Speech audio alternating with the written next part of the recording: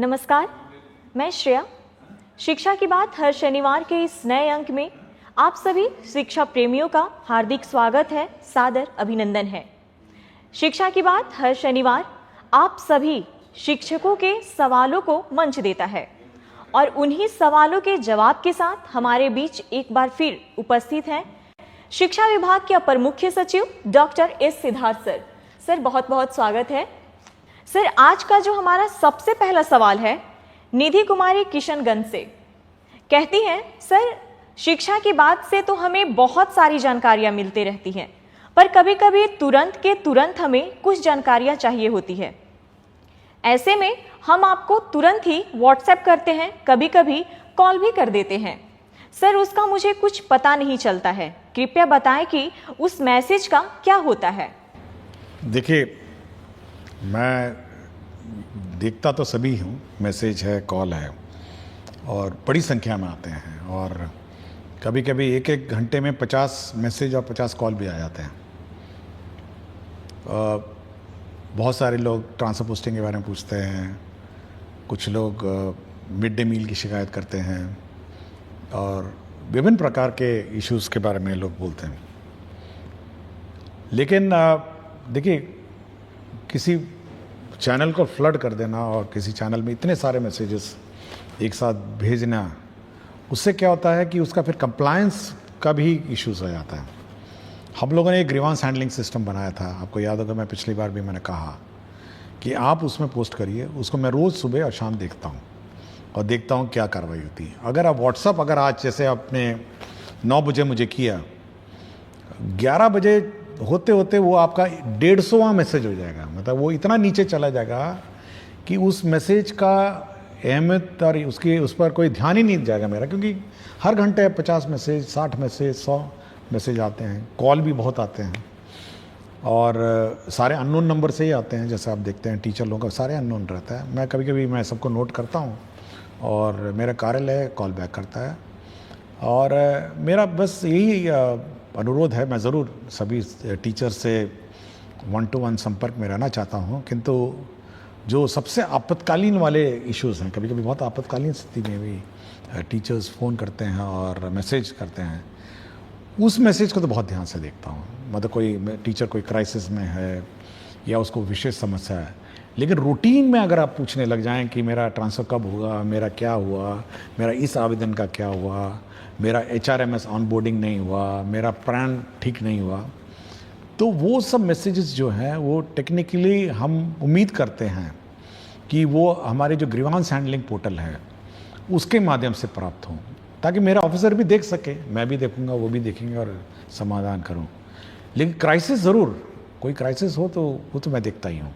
बहुत बार आया है, बहुत बार क्राइसिस वाले मैसेजेस आए हैं और उस पर हम लोगों ने ध्यान दिया है, बट बहुत ध्यान रखना पड़ता है कि पता चला वो क्राइसिस वाला मैसेज पहुंच गया 250 मैसेज पे और जो साधारण या रूटीन मैसेज जो है वो चले जा रहे हैं। सरकारी नंबर है, सब जगह सबको पता तो चल ही जाता है, किंतु थोड़ा कौन सा मैसेज किस चैनल में भेजना हो और कौन सा मैसेज किस मतलब संपर्क कार्यालय में भेजे जाएं, वो थोड़ा ध्यान रखना चाहिए। और आपको पता होगा, मैंने इवन जो वेतन की बात हुई, बहुत सारे लोग HRMS, पैन नंबर और कि 2 महीने से मुझे वेतन नहीं मिला, मेरा पैन नंबर ठीक नहीं हुआ, तो हम लोगों ने ये भी कहा कि भाई ये सब DO का काम है और DO नहीं अगर करेंगे तो वो अपना वेतन नहीं निकालेंगे और उनके पूरे कार्यालय का वेतन नहीं निकलेगा। ऐसा नहीं कि मैंने कहा पूरे के पूरे शिक्षा जो व्यवस्था है, जो क्लर्क्स हैं, जो हमारे ऑफिसर्स हैं, किसी का वेतन नहीं निकलेगा और टीचर का वेतन निकलेगा। इसलिए थोड़ा इस पर टीचर लोगों को ध्यान देना चाहिए और वही मैसेज भेजें जो आपको लगता है कि बहुत क्राइसिस है और ACS का ध्यान इमीडिएटली इस पर होना चाहिए। और usually most of the messages मैं फॉरवर्ड कर देता हूँ अपने ऑफिसर्स को और बहुतों को कॉल बैक भी आता होगा, सब लोग देखते होंगे, बट चैनल अप्रोप्रिएट चैनल होगा कि आप ग्रीवांस हैंडलिंग जो पोर्टल है उस पर आप पोस्ट करें। सर, दूसरा सवाल स्मिता श्री, उत्क्रमित उच्चतर माध्यमिक विद्यालय असुरारी, बरौनी, बेगूसराय से। सर, मैंने अनुभव किया है कि कक्षा में गहन प्रयास करने के बाद भी यथेष्ट आउटपुट विद्यार्थियों के लर्निंग के रूप में नहीं मिलता है। विश्लेषण करने पर मैंने पाया कि सबसे बड़ी खोट बच्चों की लगातार अनुपस्थिति या फिर अनियमित अनुपस्थिति है, जिससे वो पाठ में सिखाए गए विषयों को क्रम में नहीं ले पाते हैं और न ही सजगता से स्मरण में संग्रहित कर पाते हैं।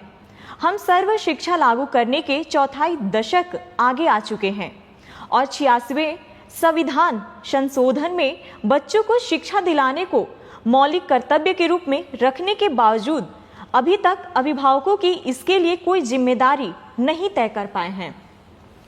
क्या मैं उम्मीद कर सकती हूँ कि गुणवत्तापूर्ण शिक्षा के लिए आपके प्रयासों में आप इस संबंधित कोई निर्देश देंगे, जिससे विद्यालय के हाथ सशक्त हो और अधिगम आउटपुट बढ़े? देखिए, अगर आप किसी सरकारी व्यवस्था में, तो सरकारी स्कूल है और प्राइवेट स्कूल भी आप देखते होंगे, और अगर कोई स्टूडेंट प्राइवेट स्कूल में लगातार अनुपस्थित होता है और अनियमित है, तो उसको चिट्ठी उसके माता पिता को भेज देते हैं कि भाई आपके टीचर, आपके जो स्टूडेंट है और आपके जो छात्र छात्राएं हैं, हम लोग स्कूल से बाहर निकाल देंगे। यह व्यवस्था आपके पेरेंट टीचर मीटिंग में और आपको भी है। मतलब अगर आप उसको नोटिस देंगे कि आप अपने बच्चे को लगातार नियमित नहीं आएंगे, तो हम उस स्टूडेंट को हम लोग स्कूल से निकाल देंगे, अनलेस एंड अनटिल कोई विशेष व्यवस्था हो। ये व्यवस्था आज भी हेडमास्टर के पास है और आज भी क्लास टीचर के पास है। ये हम लोगों ने ना ही उनसे लिया है। और यह भी मैंने देखा है कि बहुत सारे बच्चे सरकारी स्कूल में नामांकन करते हैं और ट्यूशन में चले जाते हैं, क्योंकि हाल ही में मैंने एक देखा था। तो यह बिल्कुल इलीगल है और अनियमित है। और अगर कोई बच्चा ट्यूशन के बहाने सरकारी स्कूल से लापता रहता है, तो यह हेडमास्टर और जो टीचर है, ये उनके पेरेंट को नोटिस देंगे कि यदि आप अपने टीचर स्टूडेंट को नियमित रूप से नहीं भेजेंगे, तो हम लोग उसका नाम काट देंगे। ये बिल्कुल स्पष्ट होना चाहिए, क्योंकि ऐसा नहीं हो सकता है कि आप 270 दिन का आपका स्कूलिंग है, आप 50 दिन आ जाएं और ये उम्मीद करें कि हम लोग गुणवत्ता शिक्षा देंगे। ये पॉसिबल नहीं है। यह पेरेंट का भी दायित्व है कि बच्चे को सुबह से उठाएं, सुबह सुबह स्कूल भेजें और समय पे भेजें। बहुत सारी समस्या हो सकती है, कोई व्यक्तिगत विशेष समस्या हो सकती है, और मैं चाहूँगा कि ये सख्ती टीचर्स भी बरतें और हेडमास्टर भी बरतें और पेरेंट्स को सचेत कर दें कि अगर आपका बच्चा नहीं आएगा, एक बार लिखित में दे दें कि भाई देखिए ऐसा है, आपका बच्चा फलाना दिन इस महीने में इतने दिन आया और इतने दिन नहीं आया, और ये बिल्कुल खेद का विषय है, और ये इसमें अगर सुधार नहीं होगा तो हम आपके बच्चे को स्कूल से बाहर निकाल देंगे। यह चेतावनी देनी चाहिए। हम वो वाला सिस्टम नहीं लागू कर रहे हैं कि 3 दिन में अगर स्कूल में नहीं आया तो नाम काट दिया जाए। हो सकता है कोई बीमारी हो सकता है या कोई घर पे कोई विशेष समस्या हो सकती है, लेकिन अगर डिलिब्रेट आप ट्यूशन में पढ़ेंगे या कहीं और जाके पढ़ते रहेंगे और इस स्कूल में नहीं आएंगे, तो अनावश्यक रूप से आप पूरे शैक्षणिक माहौल को बिगाड़ेंगे। तो इस टीचर्स और हेडमास्टर इस संबंध में सचेत रहें, और पेरेंट टीचर्स मीटिंग में पेरेंट्स नहीं आते हैं तब भी चेतावनी दें। थोड़ी कड़ाई करनी पड़ेगी। देखिए, शैक्षणिक व्यवस्था ऐसे नहीं हो सकती है। यह कोई ऐसा व्यवस्था नहीं है कि हम लोग वन साइडेड मेहनत कर रहे हैं और वहाँ पे अभिभावक इसको लाइटली ले रहे हैं या बच्चे बहुत लाइटली ले रहे हैं। नहीं, ये नहीं ले सकते। सरकार कितना पैसा इसमें डालती है, कितना टीचर बहाल कर चुकी है, कितने बुक्स आपको फ्री दिए हैं, कितना स्कॉलरशिप देती है, कितनी राशि इसमें व्यय होता है। इस व्यवस्था को लाइटली नहीं लिया जा सकता है। हम मेहनत करेंगे तो अभिभावक को भी मेहनत करना पड़ेगा और बच्चों को भी मेहनत करके स्कूल में आना पड़ेगा। ये दोनों तरफ है। टीचर्स बहुत मेहनत कर रहे हैं, बिल्कुल ठीक बोली हैं कि इतनी मेहनत करती हैं, उसके बाद भी बच्चा अगर गायब हो जाएगा तो कार्रवाई हो जानी चाहिए। ये हम लोग कोई मतलब ऐसी व्यवस्था नहीं हम लोग चाह रहे हैं कि एक तरफा हम मेहनत करते रहें और दूर से बच्चा ही नहीं आए और बच्चा भाग जाए।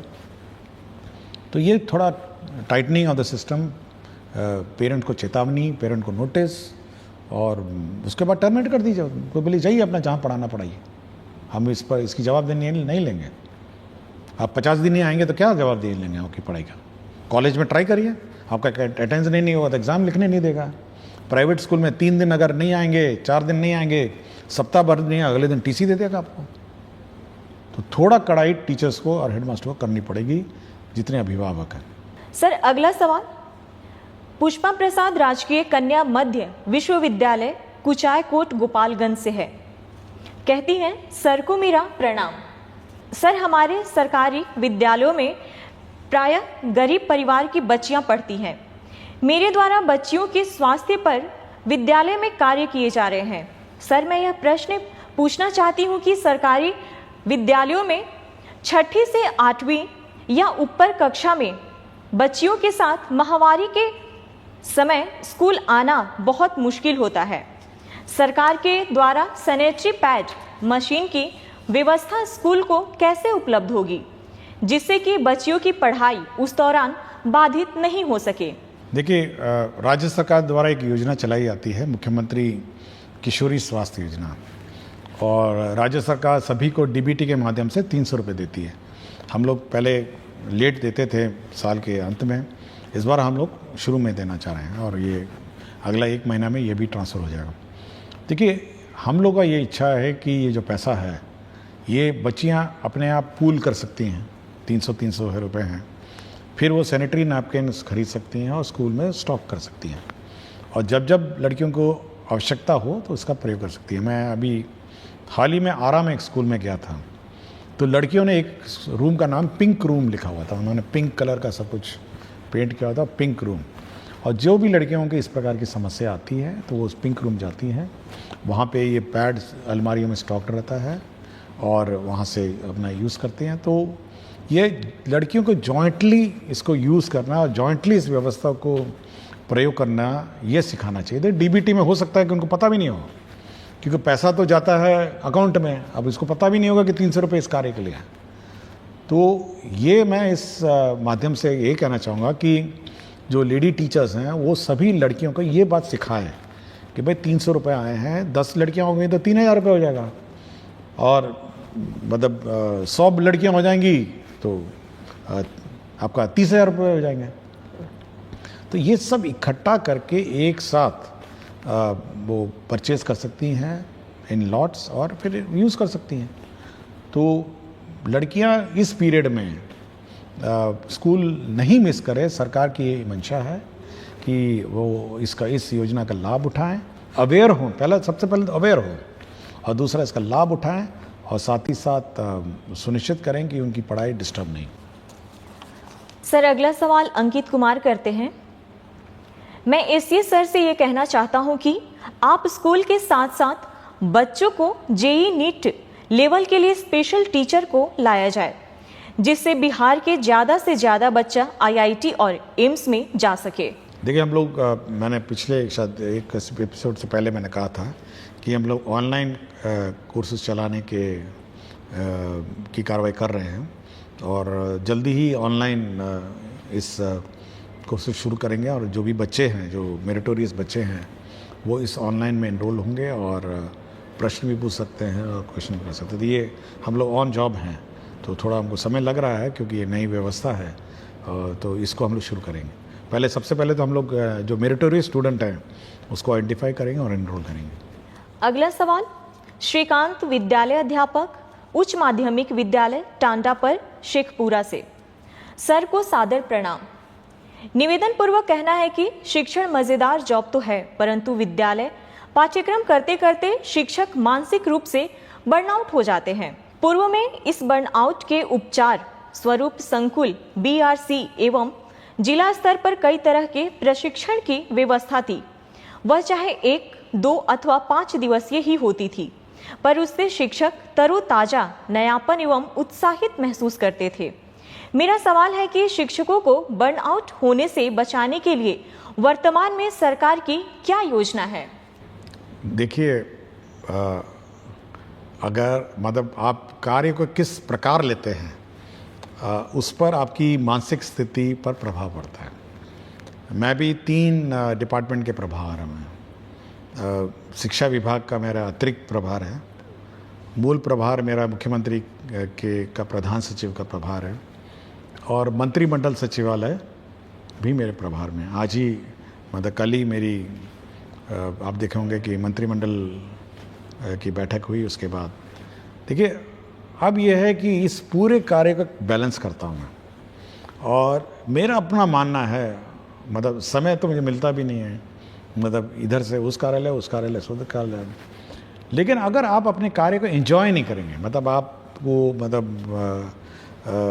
मतलब उसको एंजॉयमेंट के रूप में ले लेंगे, तो आपको लगेगा कि ये बड़ा बोझ है, मतलब आपको लगेगा नहीं ये बहुत ही हैवी वर्क है, और आपको फिर बर्नआउट वाली स्थिति आ जाएगी। देखिए आप डील करते हैं बच्चों को, मतलब आप एक लॉट जो है ना, हम तो बहुत ही मैच्योर लोगों को डील करते हैं, हम टीचर्स को है, मेरे क्लर्क्स हैं, ऑफिसर्स हैं, तो इनसे मेरा संपर्क रहता है। लेकिन आप सोचते हैं वो चहचहाते बच्चे जो हैं, जो सीखने की ललत है, तो आप उसमें इन्वॉल्व जब हो जाएंगे ना, तो आपको बर्नआउट की व्यवस्था मतलब नहीं लगेगी। आप मतलब आप बोर हो रहे हैं, ठीक है, आप एक रूटीन जो कैलेंडर है, routine way of teaching, teaching के रूटीन में बदलाव कर लीजिए, थोड़ा FLN किट लाइए, कुछ प्लेइंग मोड से करिए, और कुछ बच्चों को इन्वॉल्व करके लर्निंग मोड के मतलब डेवलप करिए। हम लोग इस संबंध में ट्रेनिंग तो देते ही हैं, ये तो ऑब्वियसली ट्रेनिंग कंपलसरी है, और जो इन सर्विस ट्रेनिंग हम लोग कर रहे हैं, but day to day basis में बर्नआउट जो होता है ना, जब तक आप इन्वॉल्व होकर मतलब इस प्रोसेस को एंजॉय नहीं करेंगे, तो आपको ये पूरा प्रोसेस बोझ लगेगा। अगर हम समझ लें कि भाई मेरा ये 3 डिपार्टमेंट है, इसको हम बोझ समझ लें, आप सोचिए कि अंत में शाम के वक्त में क्या स्थिति मेरी हो जाएगी। मैं शाम के वक्त में आराम से जाता हूँ, पढ़ता हूँ, बहुत सारी किताबें पढ़ता हूँ, तो बर्नआउट वाली मेरी स्थिति तो है नहीं। और इसलिए टीचरों को मैं कहूँगा कि थोड़ा बच्चे जो हैं, बच्चों से इन्वॉल्व होइए, और टीचिंग जो रूटीन प्रोसेस है ना, उसमें थोड़ा ब्रेक करके गेम्स, FLN इसके माध्यम से करिए, तब आपको बर्नआउट नहीं लगेगा। और कोशिश करिए, हम लोग कुछ व्यवस्था निकालेंगे, बाद में टीचर्स को बुलाएंगे कि कैसे इस व्यवस्था को और सुदृढ़ किया जाए, बट मेरा अपना कहना है कि थोड़ा बच्चों के बीच बैठ के मतलब हंसी मजाक ही चलिए सही 5 मिनट, तो बर्नआउट की स्थिति आपकी ठीक हो जाएगी। मैं भी करता हूँ, कभी कभी मैं मतलब मजाक करता था 5 मिनट, तो मैं बिल्कुल ठीक ठाक हो जाता हूँ। तो ये थोड़ा आप कर सकते हैं। अगला सवाल श्रवण कुमार, प्रभारी प्रधानाध्यापक, प्राथमिक विद्यालय भरतदास मंदिर, रोसड़ा, समस्तीपुर से। कहते हैं विद्यालय के लिए भूमि जो कि अतिक्रमित उपलब्ध रहने के बावजूद भवन निर्माण न होने के कारण डायस कोड निलंबित है, जिससे बच्चे सभी वित्तीय लाभ से वंचित रहते हैं। यूडायस पोर्टल एवं ई शिक्षा कोष पोर्टल पर बच्चों के विभिन्न रिकॉर्ड का संधारण नहीं हो पाता है। मंदिर परिसर में ही विद्यालय का संचालन किया जाता है, अतः अतिक्रमित भूमि को अतिक्रमण मुक्त कराते हुए विद्यालय भवन का निर्माण कर बंद डायस कोड चालू करवाने की कृपा करें, जिससे बच्चों को सभी योजना का लाभ प्राप्त हो सके। देखिए हम लोग एक नया स्ट्रक्चर बना रहे हैं कि पूरे राज्य में जितने भी स्कूल हैं उसका रेवेन्यू रिकॉर्ड्स बनाएं, और हर स्कूल में कितनी ज़मीन है, कितना इंक्रोच्ड है, तो भू संपदा पदाधिकारी जो होंगे और सहायक भू संपदा पदाधिकारी, वो इन सभी जो विद्यालय हैं इसका रेवेन्यू रिकॉर्ड मेंटेन करेंगे। तो ये व्यवस्था हम लोग सभी स्कूल्स में कर रहे हैं, और एक पूरा इन्वेंट्री बनाएंगे कि ये ज़मीन है स्कूल की, इतनी ज़मीन है, और इंक्रोचमेंट इतनी है, तो इस इंक्रोचमेंट को रिमूव किया जाए। तो भू संपदा पदाधिकारी और सहायक भू संपदा पदाधिकारी, इसकी बहाली हम लोग जल्दी करेंगे, जो इस रेवेन्यू रिकॉर्ड को मेंटेन करेगा, मॉनिटर करेगा, और इंक्रोचमेंट फ्री सभी स्कूल्स को करेगा। सर अगला सवाल संध्या और दीपा, वर्ग 5वीं, प्राथमिक विद्यालय प्रखंड कॉलोनी, फुलवारी शरीफ, पटना से। सिद्धार्थ सर, जब आप मेरे स्कूल में आए थे तो मुझे बहुत खुशी हुई थी, और जब हम छात्रों को मेडल पहनाकर सम्मानित किए थे तो और ज़्यादा खुशी हुई थी। लेकिन मैं कुछ कहना चाहती थी आपसे, लेकिन कह नहीं सकी। मेरे मन में कुछ प्रश्न हैं जो कि मैं सिर्फ आपसे कहना चाहती हूँ। क्या आप कभी हम बच्चों से भी बात करें? देखिए, कुछ दिन पहले मेरी किलकारी से बात हुई थी और मैं अब कोशिश करूँगा कि एक बार बच्चों की सभा आयोजित करेंगे और राज्य में सभी बच्चों को बुलाऊंगा, कुछ बच्चों को, 50-60 बच्चे, ज़्यादा बच्चे तो बुला नहीं सकता हूँ, लेकिन कम से कम 50 बच्चों को बुला के एक बार बैठ के बात करूँगा फिर से।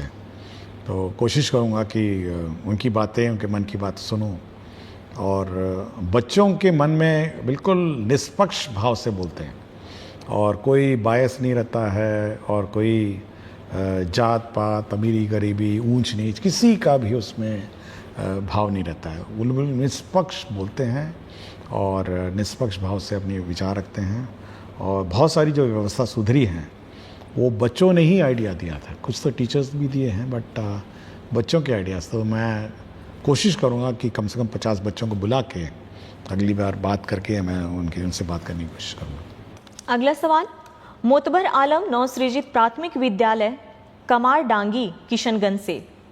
महाशय, शिक्षा विभाग की तरफ से कक्षा 1 से 5वीं तथा 6 से 8वीं के बच्चों के लिए एक जैसा बेंच डेस्क मिला है। क्या 1 से 5वीं के बच्चों के लिए छोटे छोटे बेंच डेस्क की व्यवस्था है? देखिए, हम लोग अब बेंच डेस्क जो है अब एज वाइज है कर रहे हैं। हम लोग जो छोटे बच्चे हैं उसमें जूनियर बेंच हम लोग व्यवस्था कर रहे हैं और रंगीन बेंच है, लाल, पीला, हरा, नीला। तो इसलिए अब सीनियर बेंच जो है, बेंच डेस्क अलग होंगे और जूनियर अलग होंगे। तो इस साल हम लोग जूनियर बेंच डेस्क सैंक्शन कर रहे हैं ताकि जूनियर जो बेंच हैं वो बच्चों के लिए उपलब्ध हों। और हम चाहेंगे जहाँ जहाँ जूनियर क्लासेस में जो सीनियर बेंच लग गए हैं उसको सीनियर क्लास में शिफ्ट कर दिया जाए और जूनियर बच्चे, छोटे छोटे बच्चे जो है छोटे बेंच पे बैठे। तो इस साल हम लोग सैंक्शन कर रहे हैं। अगला सवाल नवीन कुमार प्राथमिक विद्यालय हरपुर होरिल में विशिष्ट शिक्षक हैं। कहते हैं, सर मेरा ये आग्रह है कि अगर सारे विद्यालय में कम से कम एक स्मार्ट बोर्ड की व्यवस्था हो जाती तो पढ़ाने में बहुत मदद मिलती। सर, आने वाले दिनों में विभाग इस पर कोई प्लान है? देखिए, हम लोग 1 to 5 चाहते हैं कि किताबों से पढ़ाई हो और 1 to 5 में हम लोग स्मार्ट बोर्ड जानबूझ के इंट्रोड्यूस नहीं कर रहे हैं, लेकिन 6 से हर क्लासरूम में, 6 से हर स्कूल में हम लोग स्मार्ट बोर्ड उपलब्ध कराएंगे 6 के बाद से। लेकिन 1 to 5 फिजिकली बुक से पढ़ेंगे और 6 से जो भी स्कूल है, 6 से बाद के स्कूल हैं उसमें स्मार्ट क्लास हम लोग स्टैब्लिश करेंगे। इस साल हम लोग का यही टारगेट है। अगला सवाल डॉक्टर पूनम कुमारी हाई स्कूल निखती कला रघुनाथपुर सिवान से +2 की हिंदी की शिक्षिका हैं। सर, हमारे यहाँ +2 में छात्र छात्राओं की उपस्थिति की बहुत समस्या है। मैंने घर घर जाकर उनको विद्यालय लाने की बहुत कोशिश की, लेकिन सभी का कहना है कि विद्यालय जाने पर हमारा पूरा दिन बर्बाद हो जाता है और कोचिंग में सिर्फ 2 घंटे में ही हमारी पढ़ाई पूरी हो जाती है। कुछ बच्चे आना भी चाहते हैं तो उनकी कोचिंग की टाइमिंग विद्यालय के समय ही रखा गया है। अतः मेरा प्रश्न यह है कि +2 विद्यालय में उपस्थिति सुधारने के लिए विभाग कुछ काम कर रहा है कि नहीं?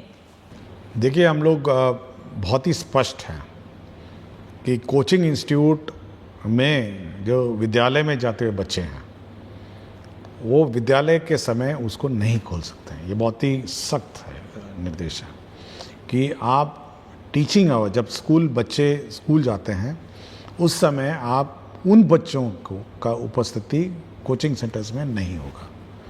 और यदि कोई स्कूल में एनरोल्ड बच्चा अगर कोचिंग सेंटर में पाया जाएगा उस विद्यालय की अवधि में, तो उस कोचिंग सेंटर पे कार्रवाई हो जाएगी। ये बहुत ही स्पष्ट है। इसलिए मैं सभी कोचिंग सेंटर को भी मैं चेतावनी देता हूँ कि अगर कोई स्टूडेंट है जो स्कूल में एनरोल्ड है, ठीक है, कोई स्कूल से बाहर है या किसी प्राइवेट स्कूल में, जो स्कूल में वो अपना जा सकता है। लेकिन अगर सरकारी विद्यालय में अगर बच्चा एनरोल्ड है और वो बच्चा अगर कोचिंग सेंटर में उसी समय जाता है जब स्कूल खुला हो, तब तो कोचिंग सेंटर पे कार्रवाई हो जाएगी। ये बहुत ही क्लियर है, मैंने सभी को कह दिया और इस पर हम लोग सख्ती करेंगे। दूसरा ये है कि ये बिल्कुल वहम है, ये पेरेंट्स के मन में वहम है कि कोचिंग सेंटर में पढ़ाई अच्छी होती है और सरकारी स्कूल में अच्छी नहीं होती। देखिए, जो हमारे सरकारी टीचर हैं वो एक कॉम्पिटिटिव एग्ज़ाम पास करके आए हैं, ये बिल्कुल अभिभावक के मन में बैठ लीजिए। और जो कोचिंग सेंटर का संचालक है और जो कोचिंग सेंटर का टीचर है, उन्होंने तो कोई एग्ज़ाम पास नहीं किया है। अब आप सोच सकते हैं कि उस कोचिंग सेंटर में क्या पढ़ाई होती होगी।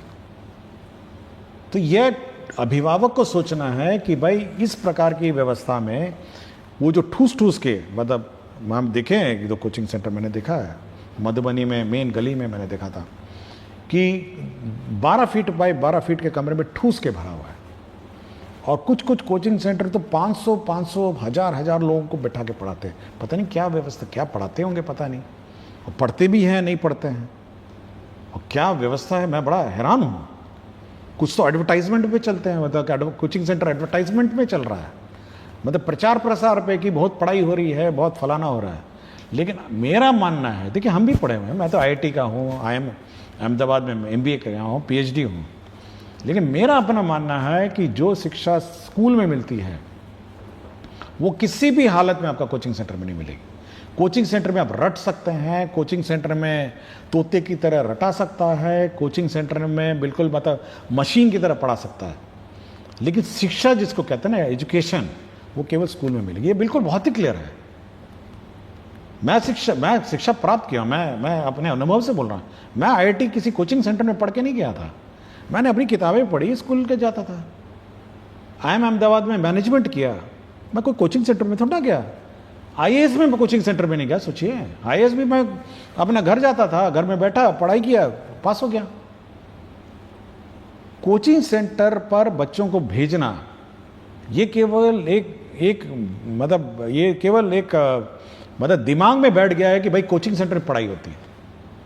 और कभी कभी मैं देखता हूँ, मतलब यूट्यूब में कभी देखता हूँ, मतलब प्रचार कर रहे हैं, ऐसे प्रचार कर रहे हैं जैसे कोई कोचिंग सेंटर में भर्ती करा दीजिए तो आपका बच्चा पढ़ लेगा। और ये बिल्कुल गलतफहमी है। तो मैं ये कहूँगा अभिभावक से, भाई आपको बाद में पढ़ाना, जब पढ़ाना पढ़ाइए ना, आप स्कूल आवर के बाद पढ़ाइए, स्कूल शाम को जाके पढ़ाइए ना, 2 घंटा 3 घंटा जाइए पढ़ाइए, मुझे कोई प्रॉब्लम नहीं। लेकिन स्कूल आवर में जो बेसिक शिक्षा है वो ग्रहण करना पड़ेगा। और उस समय उस बच्चे को अगर कोचिंग सेंटर में भेजेंगे और कोचिंग सेंटर उसको एडमिट कर लेगा तो कोचिंग सेंटर पे कार्रवाई हो जाएगी। और मैंने पहले भी कहा था, अभी आज कार्यक्रम से पहले कहा कि टीचर और हेडमास्टर नोटिस दे दीजिए कि अगर आपको इतना ही रुचि है और इतना ही आपकी इच्छा है कि बच्चा कोचिंग सेंटर में पढ़े तो पढ़े, वहीं जाके पढ़े। आपको लगता है, देखिए अभिभावक इज द मोस्ट इंपॉर्टेंट जज ऑफ स्टूडेंट। उसको लगता है कि मेरा बच्चा कोचिंग सेंटर में ही ज्ञान प्राप्त करेगा तो वहीं ज्ञान से, अब स्कूल से उसका नाम काट दीजिए। तो ये बिल्कुल सख्ती होनी चाहिए। और हम लोग को यूनिवर्सल एजुकेशन और RT में ये है कि हर बच्चे को शिक्षा देने का कर्तव्य सरकार का है। लेकिन अगर अभिभावक यह समझ लें कि हमको कोचिंग सेंटर में ज़्यादा ज्ञान प्राप्त हो रहा है तो यहाँ से नाम कटवा के ले जाए ना, अपना कोचिंग सेंटर वहीं रहे। आप क्यों यहाँ पे हम लोग का समय व्यर्थ कर रहे हैं? जो बच गए हैं उनको अच्छा पढ़ाया जाएगा। तो ये थोड़ी सख्ती करनी पड़ेगी, बोथ इन कोचिंग सेंटर्स और बोथ स्कूल में भी, कि बच्चे स्कूल में आए, समय पे पढ़ें और समय पे पढ़ाया जाए। सर, आज का आखिरी सवाल सोनू कुमार, टीचर UMS सुल्तानपुर, कक्षा 9वीं और 10वीं भागलपुर से। सर, BPSC टीचर रिक्रूटमेंट के लिए जो नियमावली 2023 में बनाई गई है उसमें BPSC शिक्षक जो अब राज्य कर्मी हैं उनको मिलने वाली किसी भी प्रकार के लिप्स या जिक्र नहीं है, जिससे टीचर्स को कोई प्रॉपर जानकारी नहीं हो पा रही है अपने लिप्स और उनके रूल्स के बारे में। अतः आपसे रिक्वेस्ट है कि अगर हो सके तो इसके विषय में विभाग की तरफ से एक लिप रूल और उसके प्रोसेस के बारे में कोई नोटिस या गाइडलाइंस इशू करवा दें, क्योंकि इन छोटी छोटी चीज़ों की जानकारी का अभाव होने के कारण HT या HM या BEO के द्वारा टीचर्स को परेशान होना पड़ता है। देखिए, हम लोगों ने गाइडलाइंस फ्रेम कर लिए और मेरे ख्याल से मैंने पिछले बारे में ही कहा था कि किस प्रकार की छुट्टी किस प्रकार के टीचर्स को कब मिलेगी। बिल्कुल पूरा गाइडलाइंस है, बन गया है। और कितने दिन में किसको अप्रूव करना ये भी लिखा हुआ है कि CL को 1 दिन में अप्रूव करना है और बाकी सारे छुट्टियां 7 दिन में जो डीओ हैं वो अप्रूव करेंगे। ये बिल्कुल हम लोगों ने गाइडलाइंस बना ली है, कितने दिन की छुट्टी, कितने दिन की छुट्टी मिलेगी, सब मिलेगी। और ये भी लिख दिया है कि आपको केवल ऑनलाइन अप्लाई करना है, आप ऑफलाइन अप्लाई नहीं कर पाएंगे, आपको ई शिक्षा कोर्स से ऑनलाइन अप्लाई करना है और आपका अप्रूवल भी ऑनलाइन आना है। अगर 7 दिन में डीओ और हेडमास्टर ने निर्णय नहीं लिया, मतलब डीओ ने 7 दिन, सीएल तो एक ही दिन का है, उसी दिन अप्रूवल है, अगर 7 दिन में डीओ ने निर्णय नहीं लिया तो वो छुट्टी मानी जाएगी, अप्रूव्ड मानी जाएगी, मतलब डिफॉल्ट। अगर 7 दिन में वो स्वीकृत करता है तो ठीक है, 7 दिन में अस्वीकृत करता है तो ठीक है, लेकिन अगर 7 दिन में वो लेके बैठ गया, उसने कोई निर्णय नहीं लिया, तो वो स्वतः वो छुट्टी स्वीकृत हो जाएगी।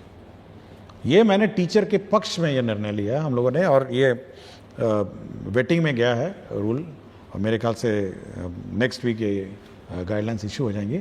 लेकिन पूरा फ्रेम हो गया है और इस पर पूरा हमारी चर्चा हो गई है, और ये गाइडलाइंस निर्गत होगा कि किसको कितने दिन में छुट्टी स्वीकृत होगी, और अगर किसी ने स्वीकृति में लापरवाही की तो ऑटोमेटिकली वो स्वीकृत हो जाएगा बाय डिफॉल्ट। और कौन कौन कहाँ अप्लाई करेगा ऑनलाइन, यह भी हम लोगों ने डिफाइन कर दिया। बहुत बहुत धन्यवाद सर। अगले सप्ताह फिर से मुलाकात होगी शिक्षा की बात हर शनिवार के साथ।